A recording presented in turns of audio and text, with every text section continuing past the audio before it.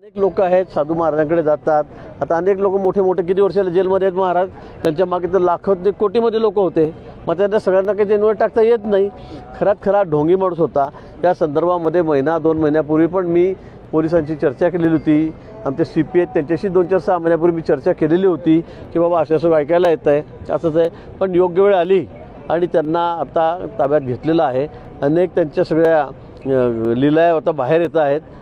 कडक कारवाई होईल त्यांच्यावर, कारण ज्या पद्धतीने त्यांनी लोकांना लुटलेलं आहे हे सगळ्या आमच्या अनेक महिला भगिनी आहेत त्यांच्यासोबत दुराचार केलेला आहे तो आता समोर येतो आहे.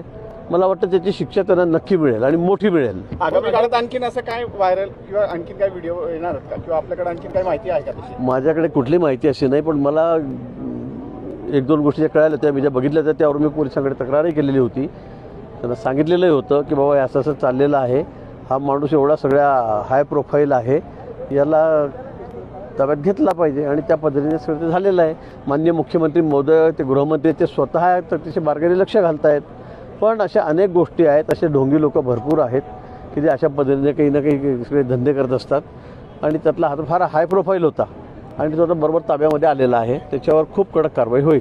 याच्या अलावा अजून कोणी असं वाटतं आपल्याला की त्यांच्यावर आपण? मला जे समजलं मी ते बघितलं होतं त्याच्यावर मी सगळी तक्रार केलेली होती. मी सांगितलेलं होतं, अनेक लोकांनी त्यांच्याकडे तक्रार केली होती पोलिसांकडे आणि त्यावरून आता ते उघड झालेलं आहे. मला वाटतं यामध्ये कोणाची हयगय केली जाणार नाही.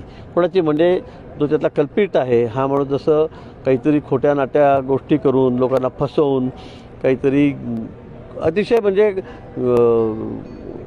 अंधश्रद्धा ज्याला म्हणतो आपण त्या पद्धतीने हा सगळा वागत होता आणि लोकांना मूर्ख बनवत होता, आता समोर आलेला आहे.